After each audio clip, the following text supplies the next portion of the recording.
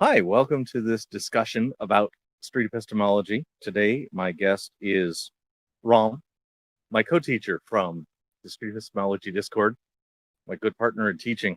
Thank you for coming for this. We are going to review videos about SE, and mostly we're going to review ones that come from our audience. But we started with a very popular one, and that is, actually, before I do that, Rom, would you like to tell us about yourself? We've already seen you once, but maybe for new listeners, who are you? I'm just a guy who loves street epistemology, loves talking about it, teaching it, and doing it. So that's all you need to know about me. That's all you need to know about him. Good.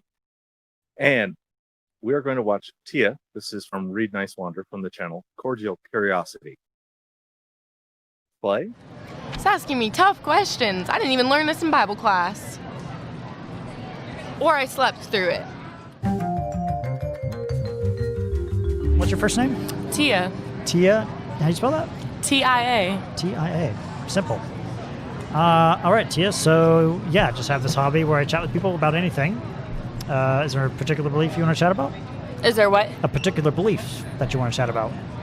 Something you really think is true. Christianity. Sure. We could talk about that if you want. I don't care. All right.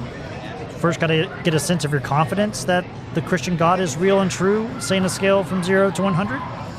95. 95. Mm-hmm. All right. And what gets you to such? I guess we should start discussing it right away because there is so much going on in this dialogue. First of all, Reed has just asked the level of confidence in the belief that Christian God is real. Although Tia did not say anything about God, she only said Christianity.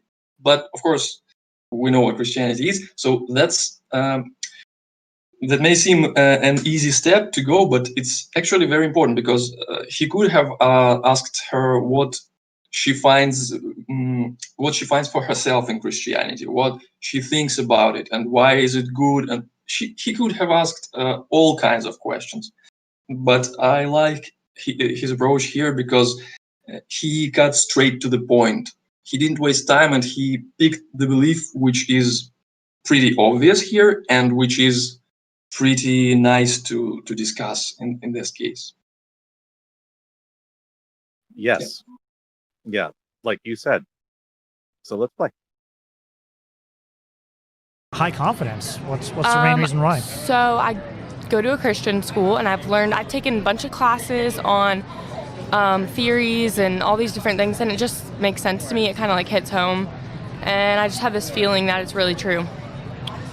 Gotcha. So you go to a Christian school, you've taken some classes about theories, and it just makes sense to you? Yeah, it just makes sense. And like all the other like religions I've learned about, it's just, it doesn't make sense to me personally. Okay. How does something making sense to you relate to the actual truth of it? So, like, could someone actually be mistaken about a belief that makes sense to them? Yeah, I think they could. Okay. And how did you determine that this... Yeah, this is, again, Reed here cuts straight to the epistemology, straight to the core of it. And this is something that's not often seen in epistemological dialogues, and to my dissatisfaction, I'd say I love this approach so much because he started asking about the truth of it right away. Just almost the second question: how do we know whether it's true or not? Does believing in it make it true, or reading Bible, or what? This is so well done in epistemological sense to me. So that's what this is the kind of approach I would like to convey to the people I teach street epistemology. Cut straight to the point. Exactly. If you want to discuss the truth. Yeah, that's all I wanted to say. Calibrated question, quoting from chapter 3, and wanted to make it specific. Yes, you did definitely make it specific for that. And I'll just add that it's I'd say it's a how type of question. So we have three types of questions: the what type of questions about the specifics of the belief, the why type of questions about the reasons for the belief, and the how type of questions, which is probably the most important one, where we discuss the ways that people come to the conclusions they come to, and whether they are reliable or not, and how can we test it, and stuff like this. How can we know whether it's reliable? And so this was a how type of question right there. Yeah, very good how type of question. I like that. Okay, let's play. Sure. This was actually true. Just all like the proof and the theories. Okay. What's like the best example? There's a lot actually. So, like the Babel Tower, they found it. They found where it was. They found the Babel Tower? Yeah. All right. I'm not saying this is the case, but if someone came up to the table and explained to us that this actually didn't happen exactly the way you think it did, would that change your confidence in the belief at all? No. Okay. So maybe is there any other reason why? I'm sorry, I just can't stop. Go ahead. I love criticizing dialogues, but here I have only praise, I guess. And this is again such an important question that if you're inexperienced in street epistemology, you just might have missed it, because Tia just said because they found the Babel Tower, and another person could have gone like, what Babel Tower are you talking about? How confident are you that Babel Tower exists? Where did they find it? Reed didn't fall for it, and didn't go so well done. He just asked a hypothetical question about whether or not this is a true and real reason for her belief, and it's the perfect way of doing it is exactly that, by method of making an exception, or am I saying it correctly? Whatever. So you're basically asking, if you did not have that particular reason, would it change your confidence? Would it make it any difference?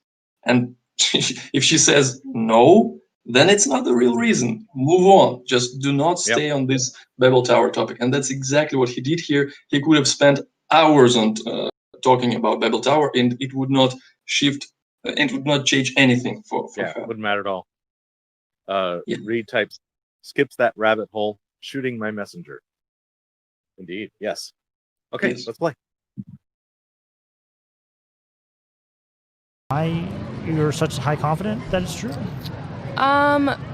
Just because I just see so much like goodness in it and positivity, and I'm really about like positivity, and God's just out to love people, so I think it's important to look up to him and do what he did and just love people. Gotcha. So you're saying it's just there's so much goodness to it, and it's really positive. How does the goodness or positivity of a belief relate to the truth of the belief, though? I think it says it all in the Bible. Like, it's a tough question. That's fine. Yes, tough question. So right to the point, how does this relate to that? How did you get from the one thing to the other? She goes to Bible and goes, oh, wait. I love that. I saw the aporia for her right then and there, just like, I have to be careful about it. Exactly, yes. Go ahead. Let's play. So you're saying it comes from the Bible, the positivity and the message? Yeah, and just because the Bible says something, does that make it actually true? In my belief, it does. Not everybody believes that just because it says it doesn't make it true. A lot of people are like, oh, well, since I didn't see it, it's not true. But I think just there's a lot of evidence to it, so. Okay. So it's not really the proof in the Bible. It's like, but below that, it's like, it's just your belief in the Bible that gives you confidence. It just makes sense to me. Just makes sense. Like, people used to live for like 800 years back then, and a lot of people question that. But the reasoning was because God told them to go and multiply. Oh, that is such red meat. It's just like, make a claim that's oh, people live to 800 years. Yeah, and Yes. that is just inviting. Oh, please argue with me about something. Oh, by the way, I do have in the text some criticism against Reed in the text. Let me read it. Should have said what I'm hearing you say instead of so you're saying, ideally. So Reed says you should say it different. Okay, let's go ahead and play. But he wanted them to keep multiplying and multiplying. So the more the population increases, the less we live. We decrease in age. You're saying people used to live to 800 years old, and you know this because of the Bible? It says in the Bible that they would live till like 800 or 700. Okay. Is everything that the Bible says true? In my opinion, it is. Okay. Is just having an opinion about a belief a reliable way to conclude that it's true? No, but I think in the end it matters what you believe. What do you mean? Like, it doesn't matter. I think in the end it matters what I believe, not anybody else. It's my life. So if I truly believe this, then I will go to heaven. If you truly believe, then you'll go to heaven? That Jesus is God's son. Because to get into heaven, all you need is a little bit of faith. You could have faith as small as a mustard seed. What do you mean by faith? Like, belief that God is God. Yeah, there was the F-bomb. On the flow chart, the F-bomb. Somebody saying, oh, I think I got disconnected. Okay, am I back? I hear you. Okay, good. And my video's... Okay, good, my video's working. The F-bomb. She said faith. Yes. On the flow charts for SE, there's like this whole sub-genre just for the faith claims. Yes. That you don't even get to unless somebody makes a claim that they can have knowledge by ways that are adverse to critical thinking. So now you get to watch Reed go through the faith thing. So please play. Maybe I have to back up 5 seconds. I just want to add a small thing. Yeah. Yeah, I'm sorry. I just wanted to add this, that again, Reed is asking the how questions, the most important questions here.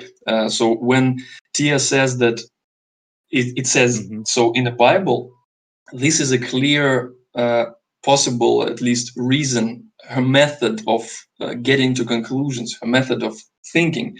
And we should just ask about the reliability of this method. So Reed has asked, is anything what's written in the Bible true?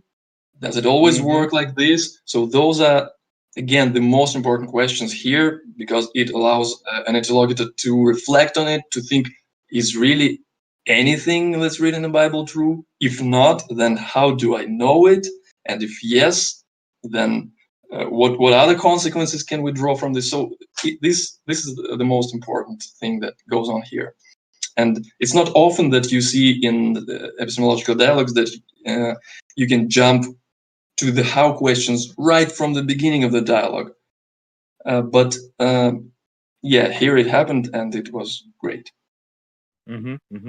Okay, so FK, could you play about 10 seconds back so we hear from where she says faith? Faith. Go to heaven. Perfect. If you truly believe, then you'll go to heaven? That Jesus is God's son. Because to get into heaven, all you need is a little bit of faith. You could have faith as small as a mustard seed. What do you mean by faith? Like, belief that God is God, that he is the almighty savior. Are you saying faith is just belief? Okay. Does just believing in something make that something true? No. Okay. Just because you believe in Santa doesn't mean he's true. I mean, doesn't make it true. But okay. So yeah, like just believing in a God doesn't make it true, right? Not unless you truly know. Unless you truly know. How could we know? I think it's just faith, going back to faith. It's just faith? It's not, yeah. And the circularity becomes obvious to all the listeners all of a sudden, like. Yes, but then again, Reed does not say that you're using circular logic here, T. I'm sorry, but Right. He just faith is just belief, yeah. and belief is just faith, and then it's written in the Bible. But I believe in Bible because of faith. He doesn't say that. Yep. He Right. patiently reiterates it, and it takes like a couple of times, I guess. Yep. Don't call him on it. Just let it go. Yes. Yeah. Go ahead. That's what I believe. Having faith. Just believing in something give you knowledge about it? I think so. If someone just believed in Santa, does that give them knowledge about No, Santa? but you got to do, like, there's no evidence for Santa. Is there evidence for a god? Mm-hmm. What's the best one? There's a lot. Like I said, there's a lot. I have to think, but you're putting me on the spot. It's hard. I have them written down, actually, in here. Okay. I love that she's. Oh, now I have an unread library effect, and Reed is really good at spotting those. So I wouldn't be surprised if this goes well. I already know this goes well. I've seen the video. Yeah, and it's nice that she doesn't bring up the Babel Tower anymore, because when she's asked about the evidence right now, she doesn't say about the Babel Tower at all. Right. That's interesting. Okay, thank you. Proceed. If all of that evidence, I'm not saying it's not true, that evidence, but if all that evidence was found to be not reliable, would that change your confidence that the God is real? No. So it's not It really wouldn't. So it's not really about evidence either? No, For it's you? just about faith. And faith is just belief? I think faith is different than belief. How so? I think faith, it's more of like an internal feeling, and belief is just like, I don't know how to explain it, but I have this feeling in me that I know God is real, and like, I can't explain it. Everyone has to go through it on their own. You can't force someone to become Christian. You can't force someone to become another religion. It's just a choice they make, and I'm not trying to force anybody or anyone. Anyone can make their own decision. Yeah, people But have the right to believe They in have whatever. the right, yeah. But can people choose to believe in something and make it true? I don't think they can make it true. I think it is true, or it's not true. I don't think you can make it true. Gotcha. And it's also an internal feeling for you as well? What's that? It's also an internal feeling? Yeah. Okay. Like, are feelings a reliable way to have confidence in a God like this? I would say so. Okay. If you've ever worshipped, I mean, when I worship, you just get this joy that no one else can experience unless you get it. Like, it's just a joy. And joy is different than happiness. Yeah. Joy it's something that doesn't just go away. Happiness, like, can come and go, but joy is an internal thing. If someone from another religion came up... So the toughest critic, of course, of Reed in this whole conversation is Reed himself. He keeps calling himself on things. You might have known him say "but," the word "but" back there a little ways. And True. yeah, that we want to avoid that. And the thing is, the rapport here is already so good that a little bit of negative rapport isn't going to throw it off. The idea is to have on net, both people are still very happy to talk to each other. It's not we're trying for the highest rapport score. We're trying for good positive rapport, keeping there. So little, don't be so tough on yourself. It'll still work. Any others? Thank you. Let's proceed. Up to the table and said that believing in their God gave them joy, and that they have really good internal feelings about that God. Is that a justifiable way to come to that belief, just by going off feelings for that? No. I would say that's awesome. I would say that's cool, Okay. but check out what I have to say. Yeah. Check out. If it's not reliable for them, why was it reliable for yourself? You're asking tough questions. You really are. You're doing good.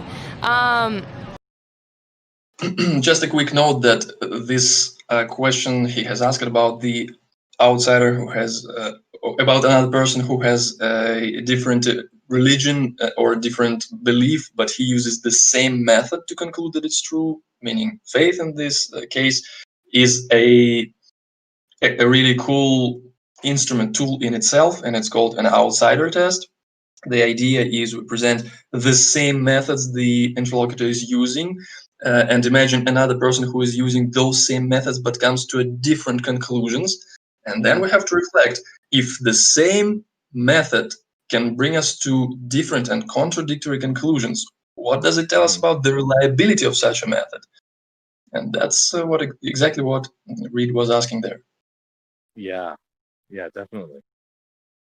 Yeah, and good positive feedback, also says Ragnar. And Reed mentions that they were both at VidCon, so there was already a shared moral community of video creators. So that already started them at a much higher than normal rapport level, if I understand his comment correctly. Let's keep going. Yeah. It's not. I'm not saying it's reliable. It's not. But it's just what I believe personally, and I always will believe it. I just have a very strong faith towards it. Is just believing or having faith in anything a reliable way to have confidence that something's true?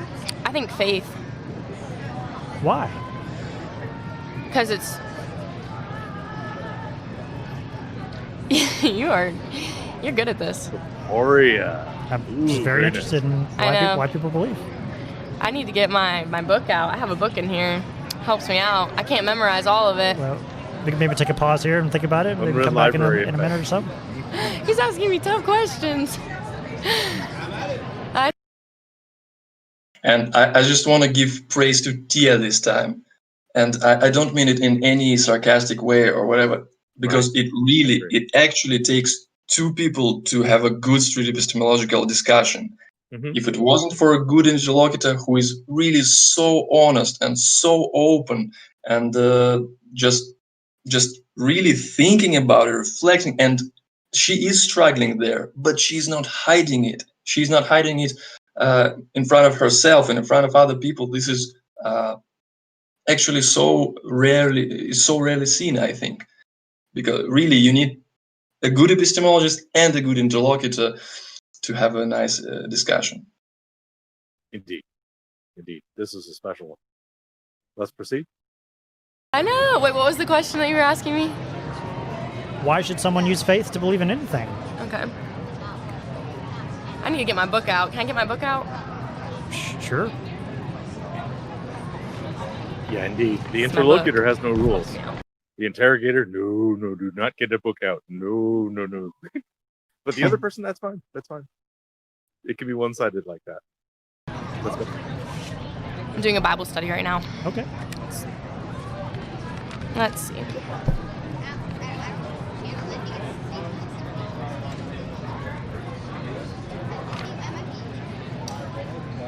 Okay. It's asking me tough questions. I didn't even learn this in Bible class. Or I slept through it. I know. Mr. Minier's going to be like... Yeah. I know. It's crazy. I know. Okay. Can you tell me the question one more time? Is faith a reliable way to believe in anything? Is faith a reliable way to believe in anything?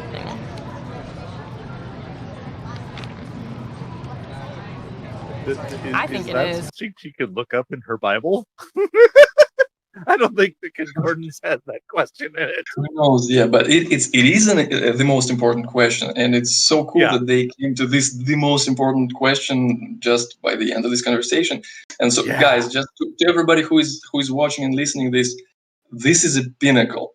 This is what you want to get at when you're doing street epistemology.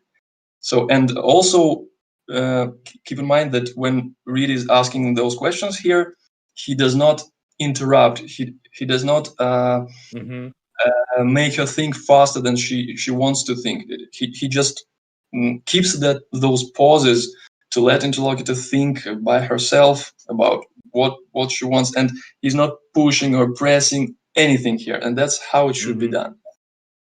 Yeah, beautiful example. Let's proceed. Yeah, But I don't have a reason why. It's just what I believe. Just what you believe. It's just what I believe, and it's always going to be what I believe. I don't care if I don't have good reasoning. Okay. Well, we can leave it there. Thanks, Tia, so much. Okay. Have a great day. Yep. Oh, great dismount. Thanks. Great. I wish great I had more dismount. reasoning, As soon but I as don't. she recognizes No worries. as soon as she recognizes it for herself, your job is done for this session. You might hope for another session, and if not, that's where it is. Once you've inserted the thing that they're going to doubt, don't ever pile on or cover it up with anything, because they'll most likely remember the last thing they said. Yeah, exactly. It's so important to know when to end the conversation as well. And he could have just gone on asking things like, well, don't you think that if it was so difficult for you, then maybe you don't know as much as you think you know, or something like this. But no, never do that. Just leave the person with their own thoughts. Just do not do that.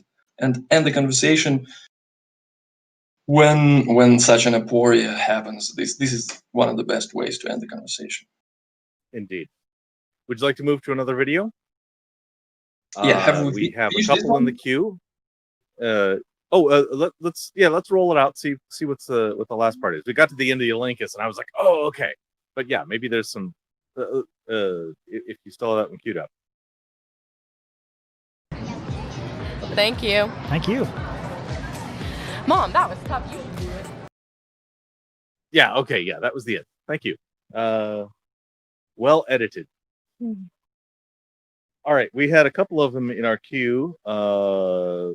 We have one, Faith is Everything to Me.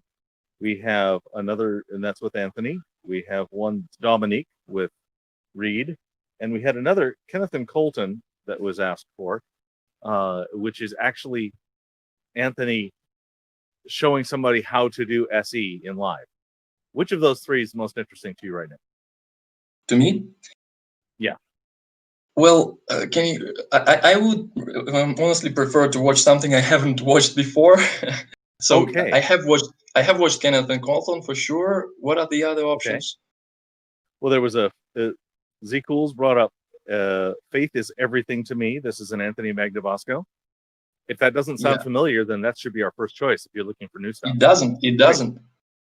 Very good. FK, would you cue that one up at your convenience?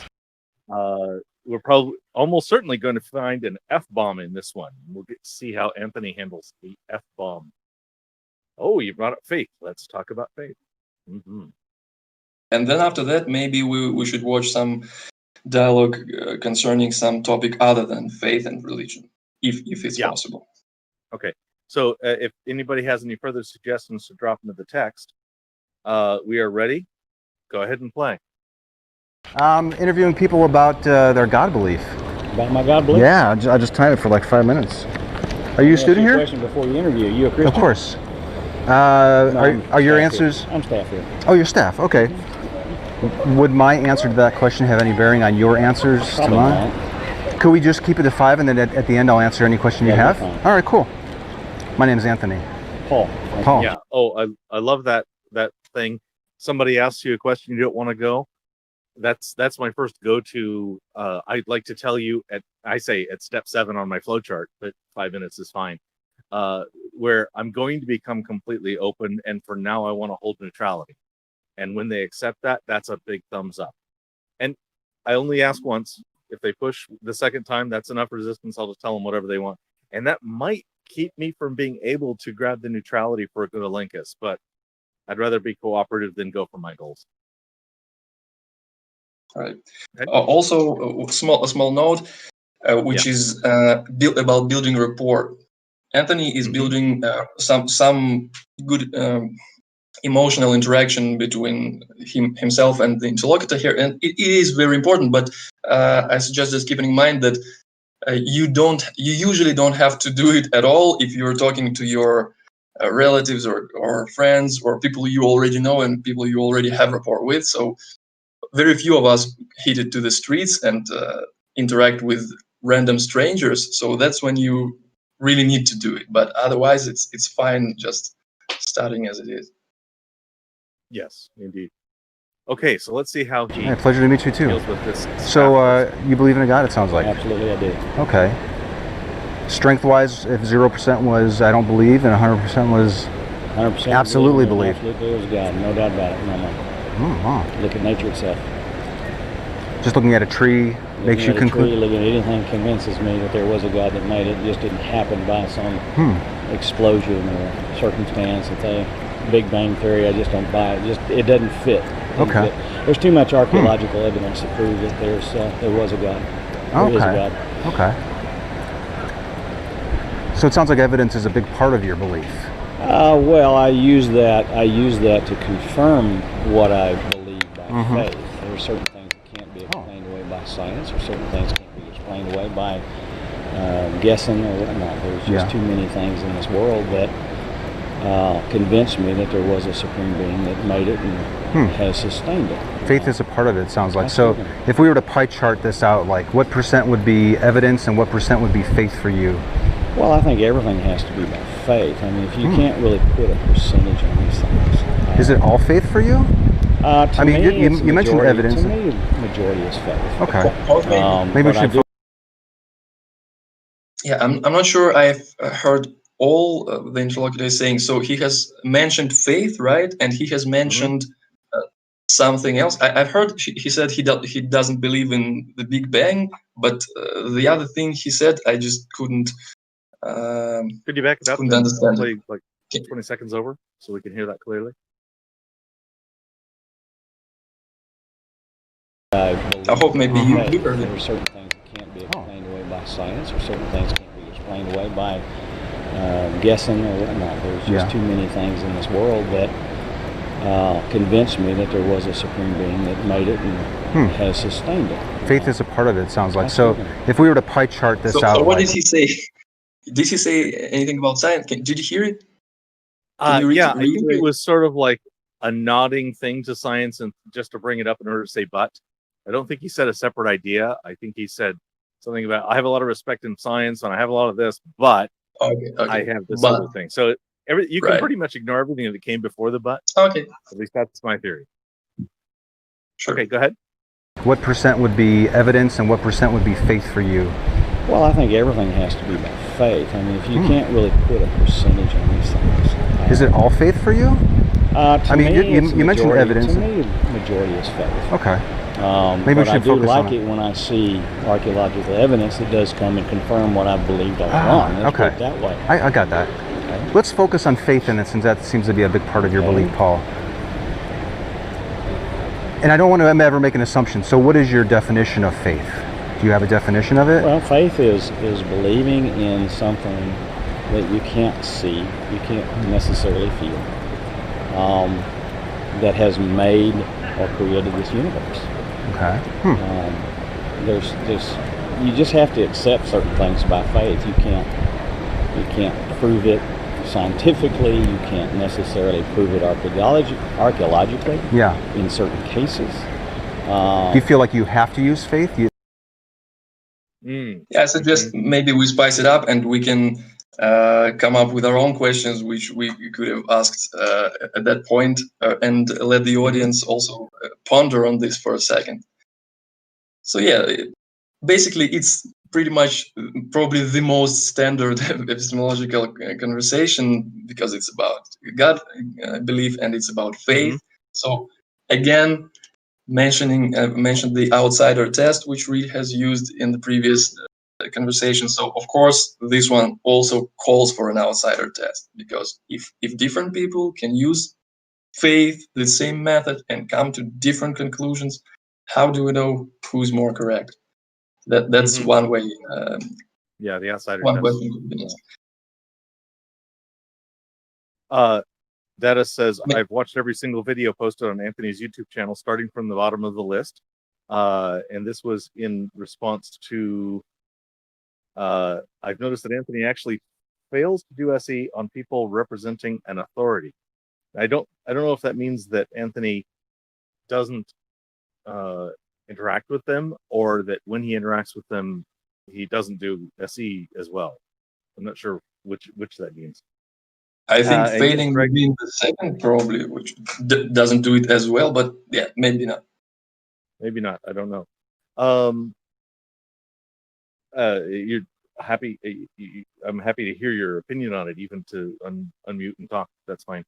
We want to hear from people. Anthony seems to be rushing a bit compared to more recent interviews. Yes, I definitely agree. Anthony's style has gone to packed in more rapport and less quicking. And I blame Ty. Ty, you're watching this. I blame you for changing Anthony into a better SE person. So thank you for that. Okay. Yeah, Zequel says early videos where he does not do as well. This is a video 6 years old, 2014, something like that. So we see a difference between early and later Anthony. And I think I reflect that in some other SEers. When I'm watching really early SE videos, I see somebody who's really going through a checklist, and sometimes they will miss an opportunity to really explore an idea, moving on to the next thing. Boom. Okay, now I'm going to do hypothetical, and now I'm going to do things. And they're doing it right, but they would get more mileage if they let it go a little more wherever the interlocutor's taking them. Things like that. So I think that's a normal growth in an SEer's life. Okay, let's continue. Yeah, sure. You don't necessarily have a choice. Absolutely, you have to use faith. You have to have faith in order to believe in a God. You need it. You have to have it. It's a requirement, would you say? Absolutely. Without it, what's the use of believing in anything? Wow. So you need faith to conclude that the God exists, it sounds Absolutely. like. Do you use faith in any other aspect of your life besides concluding that the God exists? Everything that I do, I trust in the Lord Jesus Christ. Trust in So I Him. have to have faith to believe that anything that happens in my life is for my good. What do you mean by that? Well, I believe that He takes care of me. I believe that He guides me and He leads me to what He expects me to do as a Christian. And you've concluded that Jesus works in your life because of faith? Mm-hmm. Sure.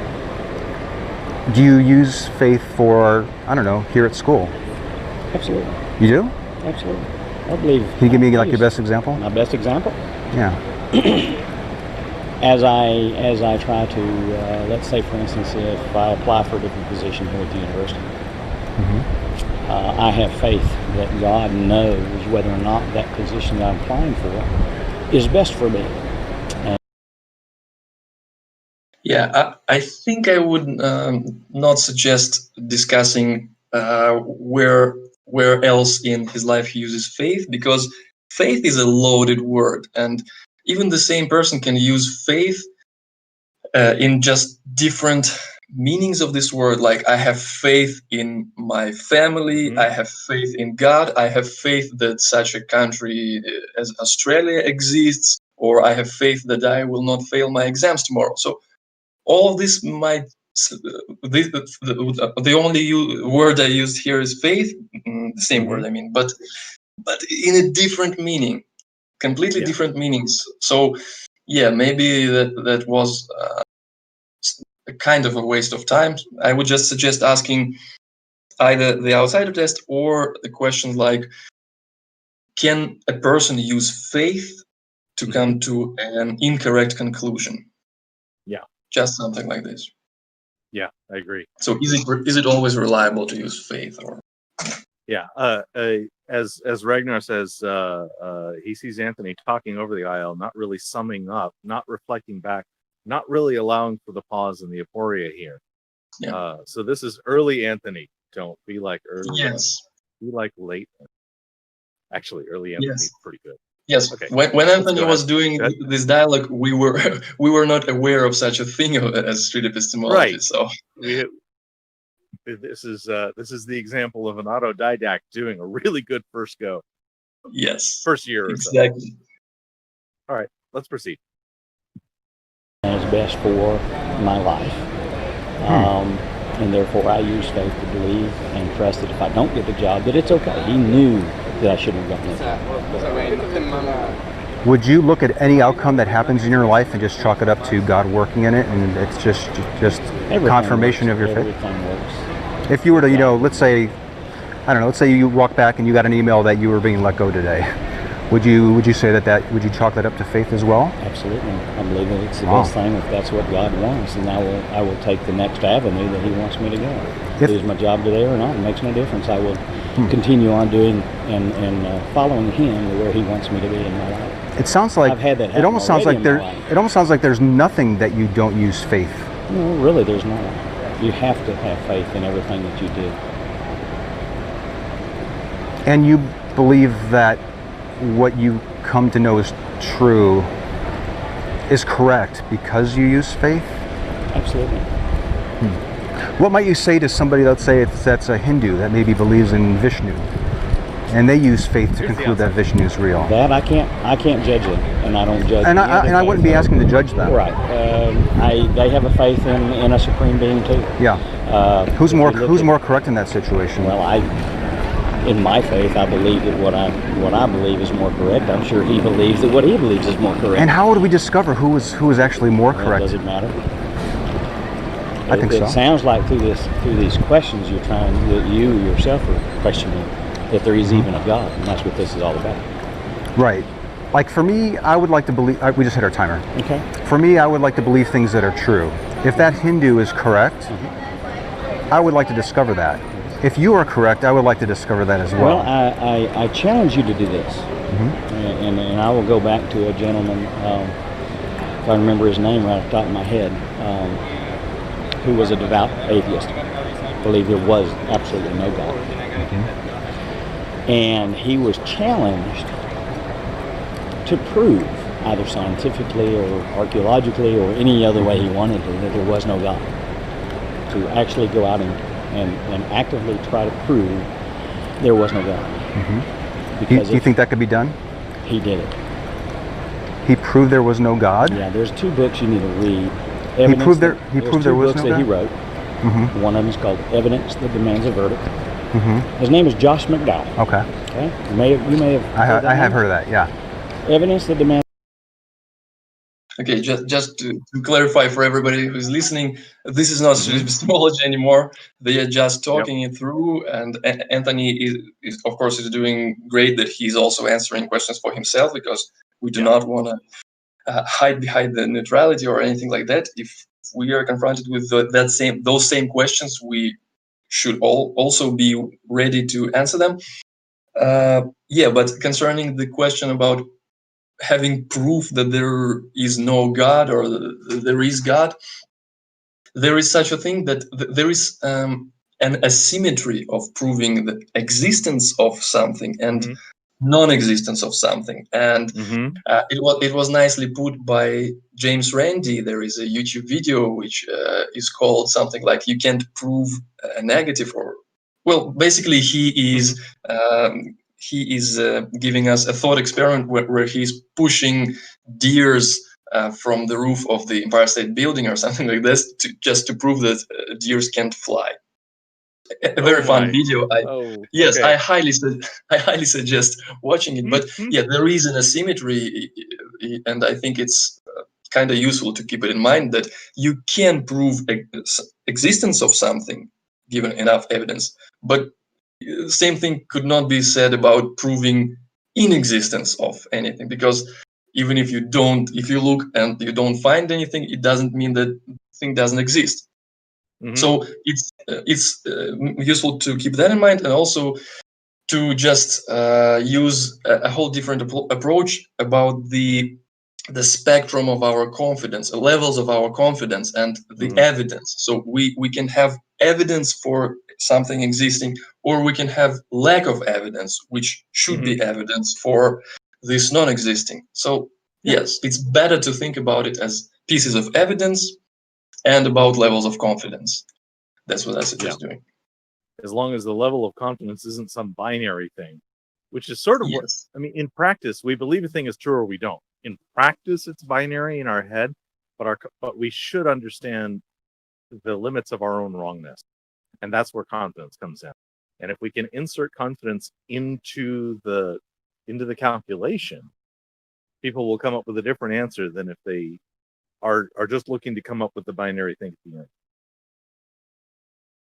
Yes. Yeah, Okay. and that's one thing that street epistemology does well as well. So because we are often asking about the level of confidence, and that way we're inviting people to think about it not in a binary way, but in a more, yeah, you know what I mean.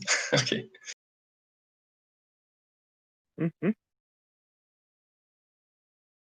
Oh yes. There's a fun conversation going on in the text about how did we reach the conclusion that early Anthony was pushy. Yes, fun conversation. But let's go back to the video. Proceed. And the verdict and more evidence. Than Okay. the verdict. Two books. Read those books. I will. And actually, I've read one of them. Have you? Mm-hmm. So back to my question to you. Yes. Are you a Christian? I'm not a Christian. Okay.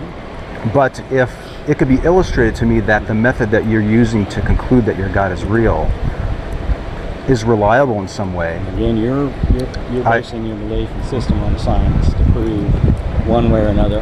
Absolutely, for sure, there is or is not a God, and it can't be done. God cannot be proven through science. You need faith. Probably not. Is that right? You have to have faith. You have to have faith in certain areas. What do you find so reliable about faith when that Hindu might use the same thing, Paul, to conclude that Vishnu is real? He believes in God too. Almost Do you think? I would say that every religion on earth, other than the belief, other than Satanism, Right. believes. Listen, and even Satanists. I understand that these God. people believe in these gods, right? They're at 100% too. I fully support the right to believe that, right? Yeah, absolutely. But I want to know who's more correct. Does it matter? I think the question you should say is, does it matter? Does it matter? That's Do you the think it question matters? you should ask. Yeah. Notice the body language here. Just leave it on the video. Wow, is that shielded as oh yeah, just boom. Oh no, now oh yes. Oh yeah, you can tell a lot from that. Okay, let's I do, because as a Christian, I believe that through Jesus Christ is the only way to heaven. But that's my religious belief. Right. Am I going to judge a Hindu or them or this? Because I don't know all the answers. I'm not asking you to judge them. Well, I don't know all the answers, so you're asking me, do I think they're correct or not? I don't know. You don't know. I can only go down my road to my belief in Jesus Christ as Savior and Lord and trust that I'm right. Paul. If I'm not, Paul, please listen. It is what it is. Paul.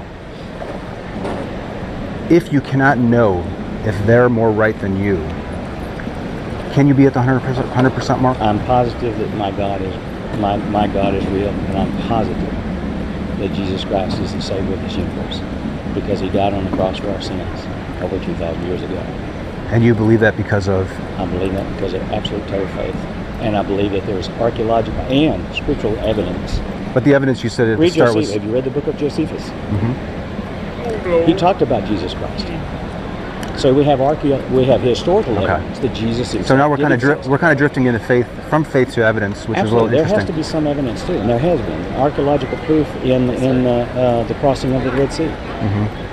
They found chariot wheels in the bottom of the ocean, bottom of that sea. Let me ask you something. If somebody were to reveal to you that, I don't know, several people that studied the historicity of the Bible could illustrate that maybe what you've come to accept as evidence in Josephus was, I don't know, let's just say one was a forgery and one didn't have anything to do with real Jesus. Now you're starting to get into For example. No. Ooh, would you hang on. Oh, if Anthony was my student, I would say, wait a second, shoot that messenger. You just asked a hypothetical and just flat out laid out the evidence that you think is true with enough details they could look it up. Oh, no. That's far too much push. And you saw the reaction. He just, shut down and walk away. It's like, there was perfect backfire right there. Okay, that's if Anthony of 2014 was my student. accept the information? Would you? I would want to know where the evidence came from. Okay, you would listen to it. Probably not, because I know where you're going with this interview. You're going with this interview to try to disprove Christianity. And I will never disown my God. Because to disown my God before man, He would disown me before heaven. And I will not allow that to happen. Have a nice day. Bye, Paul. Nice meeting you. I hope you come to the truth. Okay? The real truth. Expression of value of tribal value for a utilitarian reason. Definitely put at least a rock in his shoe. Yeah, So and, that and was the a lot of rapport was backfire. also broken by the end of the Mhm. conversation. Yeah. Indeed. So I Indeed. think I might suggest a couple of things that Anthony might have tried doing by the end of the conversation. So one thing Mhm. that stayed unclear for me is whether this interlocutor is a truth relativist. So there is such a thing as Mm. relativism, and it Yep. is a topic in itself. It means that some people just don't think that anything true exists. So Mhm. any person can have their own truth, and if different people have different truth, even contradictory, it doesn't matter because there is no such thing as an objective truth. So things like that are called relativism. And if a person is a relativist, if you have a suspicion or something like this, then there is a nice set of questions written by Peter Boghossian in his first book, A Manual for Creating Atheists. There is I think, a whole chapter concerning this topic, and I highly recommend reading even only this chapter, if not the whole book, because it really highlights how relativism could be dealt with or even attempted to. But it's important. It's important because if you don't do it, and if you don't recognize the relativism, then it might be just nonsensical to talk about anything else. That's the reason. Mhm. Okay. And that's one thing I could suggest to Anthony to 2014. And another is when we heard that the interlocutor said that people who believe in Krishna or Vishnu may also be correct, may also be right in their own way. I would try going for another use of this same word, faith. Like, say, if I have faith that there is a person standing right behind me right now, can I be mistaken about it? Something simple like this, just to know whether or not the interlocutor thinks that faith is this almighty thing, and if not, if you can possibly have faith and be mistaken in your Mhm. conclusions, then he could have proceeded asking questions like, then how can we know whether it's true or not? Yep. Oh, I'm sorry. I have to quickly plug in my laptop. 1 second. Right.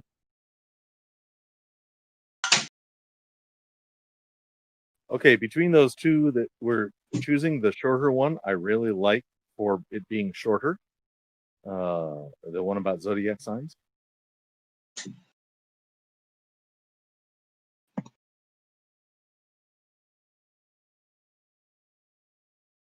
So I'm calling it. Cue that one up. Unless Rom disagrees, I'd like to go over zodiac signs horoscope. Oh, of course. Sure. I'm all for it. And if it happens that I just disconnect, just don't worry. I'll reconnect from another device right away. That'll be fine. So yes,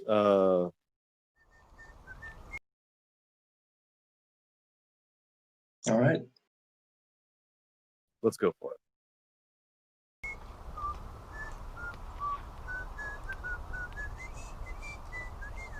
Hello. I like that. How are you? Would one of you two be interested in doing an interview before you do your run? Sure. Okay. Who's interested? Oh, can I tell you what it is about first, and then you can decide. So, I have a timer here. I set it for 5 minutes. We select a belief that you've formed in your mind that you're really sure is true, like karma is real, or I've seen a ghost. I check my horoscopes daily or weekly or whatever, and I think that it's in line with reality. It doesn't have to be about supernatural stuff. It could be about politics or what your views are on GMOs or stuff like that if you want. But what I found, though, is when it's a belief that really influences who you are, those can be the very profound ones. And I just ask questions. I want to understand how you formed it. How did this belief get in there, and why do you maintain it? What makes you think that it's actually true? I would go with the one that I try to check my horoscope daily or weekly. I love it. I've never done that talk before. Is it okay if I record it? Yeah. Okay. Are you cool with it too? Yeah. Okay. Thank you. Do you share the same belief too? I like that consent No, I ritual. don't really believe in karma or horoscopes. I do believe in horoscopes. We can talk about horoscopes. Yeah, well, that's. Okay. I'll talk about that. Okay. What is your first name? Monica. I'm Anthony. Monica Trino. Monica. Okay. Yeah. Okay. Just in case our understanding of what a horoscope is can vary, can you define what it is? I think I know what it is, but just so I make sure I understand, like, you said you believe in horoscopes. What is a horoscope exactly? I believe it, like, it depends. Well, obviously, like, when you're born, like, about the date, it just aligns. I feel like it aligns with the planets and the galaxies. So I guess it influences kind of like the way you are, because whenever I read like my characteristics and like my strengths and weaknesses, like it goes with my personality, and I even ask people, or like I'll tell people to read about it, and it most of the time it describes me. Okay. In most senses. Most of the time. How often do you check your horoscope? Oh yeah, he's already started asking questions. I was just going to suggest the audience and ourselves to think about what questions we should ask in Anthony's place. I think that's a nice example to do, right? I think for myself, I'm still in definitions. My next question would still be defining things, because when asked for the definition, she gave a lot of reason.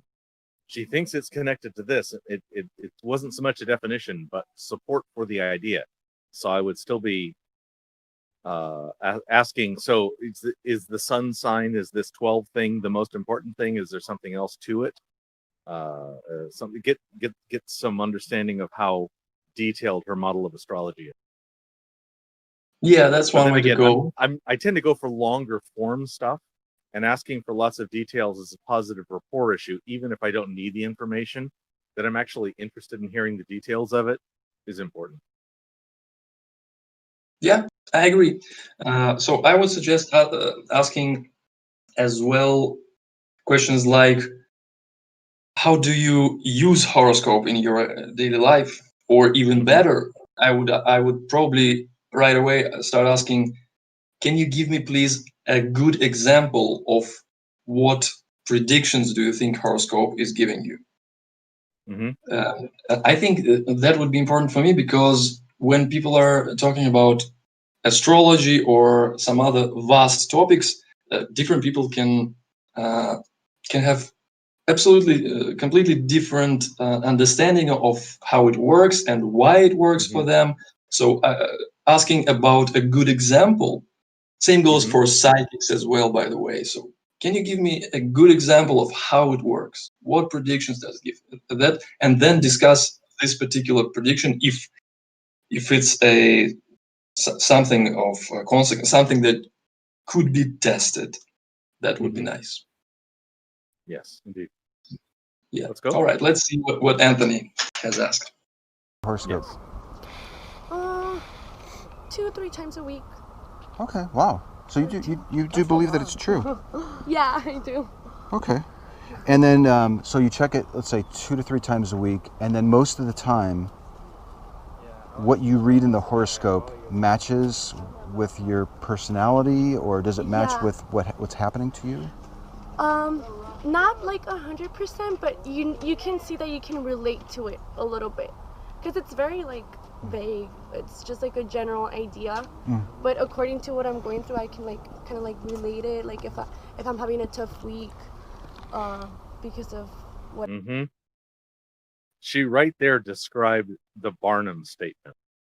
That she even said, "Oh, it's very vague and it could be very generalized." She described the definition of this thing. So she's recognizing right up front and being honest that there's a something in the way that they are written that makes them hard to be disproven. Very difficult. Anyway, I like that she just comes up with that right up front.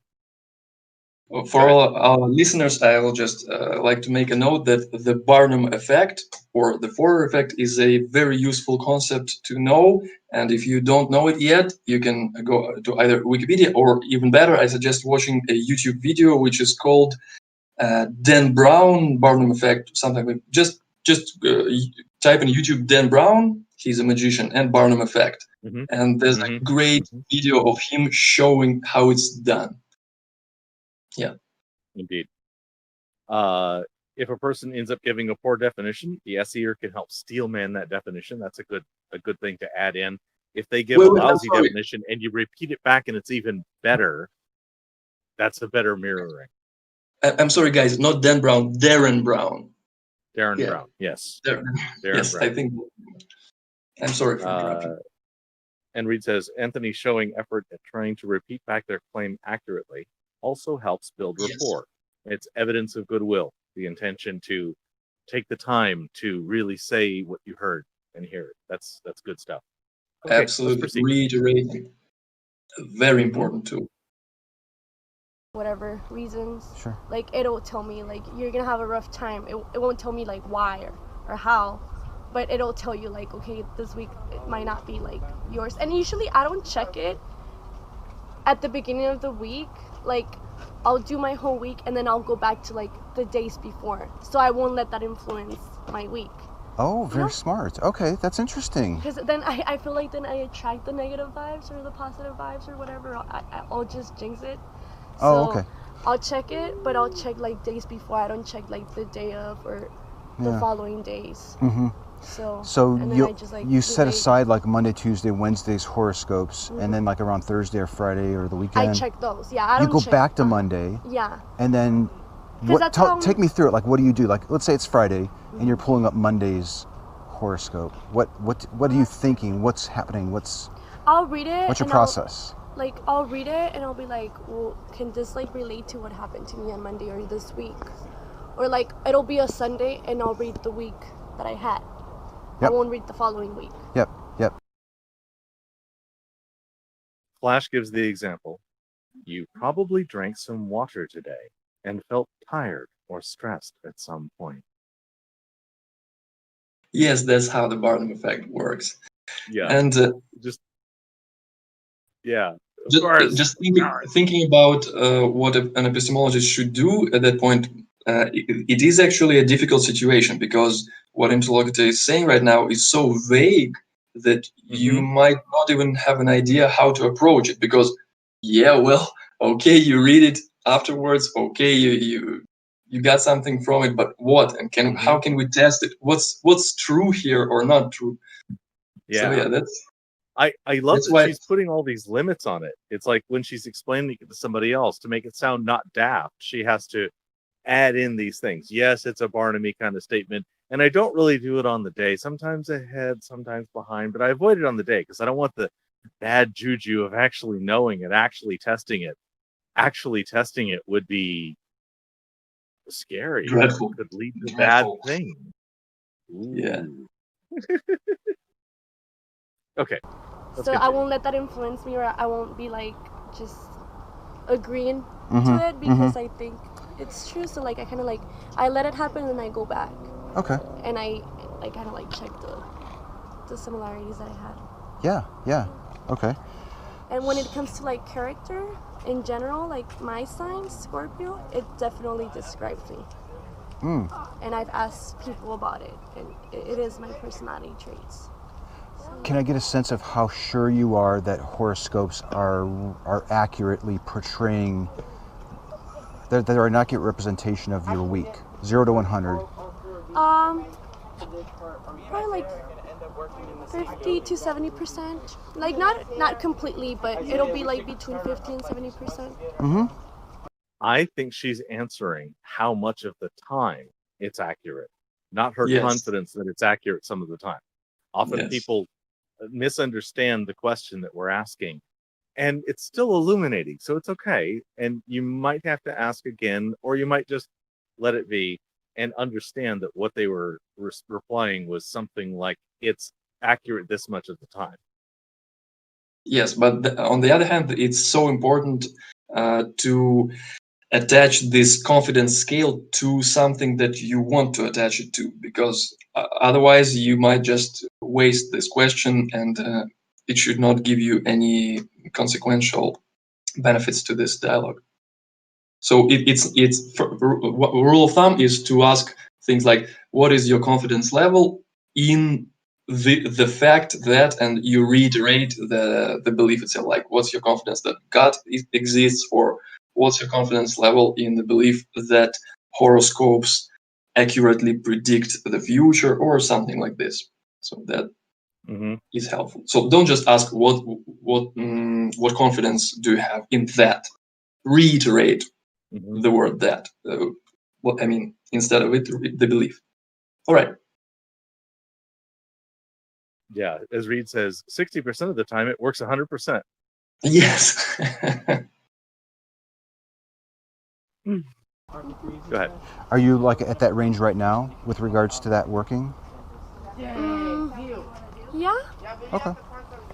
I can say that. Yeah, Okay. about 50%.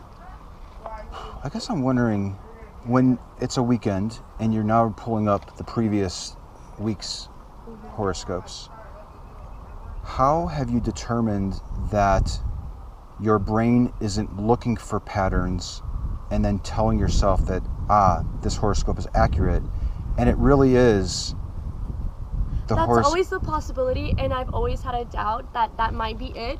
But I feel like same thing with like religion. I feel like we just need to believe that there is something, or I like to believe that there is a relationship.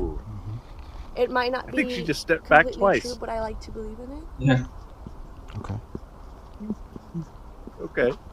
Generally speaking, we got like less than a minute. Generally speaking, is it a good idea for people to believe that things are true solely because they like to believe that it's true?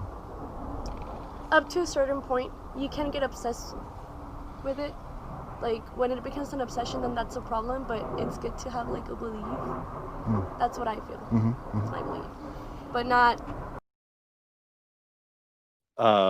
Reed asks about his hypothetical that she just answered. Is that sending a message presenting hypothetical alternate explanations? And my answer is yes. Yes, he did. He did send a message. And the shoot the messenger is not 100% of the time. What we're trying to do is avoid backfire effect, and we're trying to avoid bottoming out the rapport. Within that, we can break the rules a little bit. It's not a hard and fast rule to never have any messengers at all. In that case, that was definitely a messenger, but I'll allow it. Yes, sure. And I guess let's just explain a little bit more elaborately for our listeners how Anthony could have rephrased it. So what we're talking about, as I understand it, is the question he has asked, starting with, how can you know that it's not the patterns you're seeking there, or so something about the patterns that were hidden there, or that she was seeing. She didn't say anything about the patterns, so it looked like he has hidden this message in this question. So another way of phrasing it, he could have just asked, do you think there is a possibility that those horoscopes might give incorrect predictions or incorrect descriptions? And if she said yes, which she probably would, then he might have proceeded asking, how can we know whether it was correct or not? And depending on the next question would be depending on how often and how do we know whether it's correct or not? How reliable would it be to read it, to live up to it? Something like this. But that's one way to do it. Yeah, that's probably less messagey, less messengery. Thank you. Let's proceed. I think we have a minute and a half left in the video. Take it to the top, Yeah, because I'm thinking like if we had to go to a doctor or something. Let's say that you had to go to a doctor. Would you go to a doctor who actually studied medicine and trained, or just like to believe that she was a good doctor? No, I relay it on facts and science. Okay, gotcha. Okay. Is there any way that we can test this belief? Have you ever thought about, on Sunday, pulling up a completely different, are they called star signs? What are those categories called? I don't even know. Your zodiac sign? Yeah, what if you pulled up a completely different zodiac sign on the weekend, and then you started going through the same process and saying, I'm going to just see what happened for this completely different zodiac sign. And you actually started finding patterns and being like, well, that's a really good description of what happened to me this week. That could be it. I mean, because like when you read it, it's very like general, obviously. Yeah. So I guess it kind of tries to relate to like every person or like what they go through on a daily basis. But I mean, I could try this and next time and see if I can find something similar to it. That'd be interesting. All right. Well, thank you very, very much. That was cool. That was great. I love the topic, and I've got a card. And if you want to chat again, I'll give you a card too, even though we didn't talk. It's got my email on it. Thank you. I really thank you very much for your time. Thank you. Okay. Thank you. Bye-bye. Bye. Well, I'd say given the time constraints, it was a nice dialogue. I particularly liked those last questions about the example with the doctors. A simple example like this, again, he's offering an interlocutor to use the same method in a different circumstance and see if it works there, and if not, what's the difference? Yeah, those kind of questions are nice. Good outsider test there. Yeah, indeed. Also, yeah, I think if it was not for the time constraints, I should probably try jumping to the thing she mentioned about the characters corresponding to the zodiac signs, because this is actually testable. And I guess it has been tested, but it is testable because if you take different people, we know their birthdays, we know their signs, but then we can just take a random group of people and another random group of people, and from one group we know what their zodiac sign is. For another group, we don't know. So basically, it should be designed. The experiment should be designed scientifically very well, of course. So, but it is testable very much so. So we can just know whether or not even professional astrologers can distinguish between different zodiac signs if they do not already know them. And the answer is most probably no. They cannot. Agreed.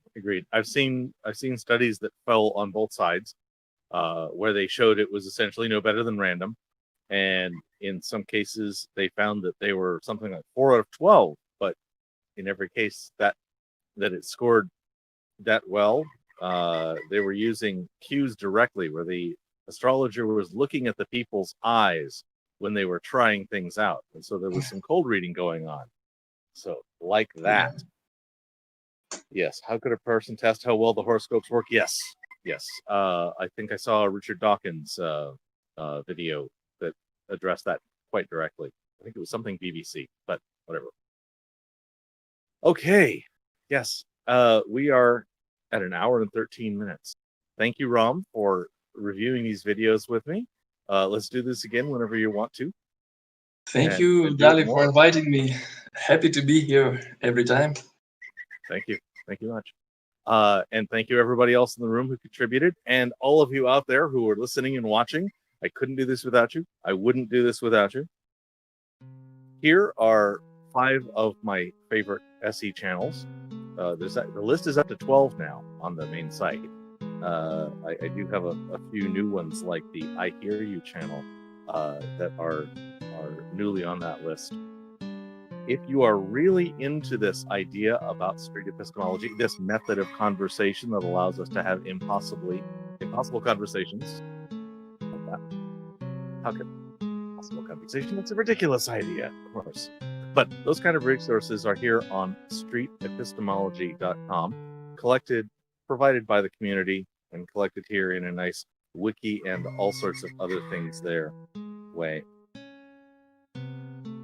Thank you for joining us for this discussion about SE. If you'd like to be a guest on my show on any topic that is SE or about SE, I have 8 different categories. I can probably fit you in somewhere. I look forward to hearing from you. Bye-bye.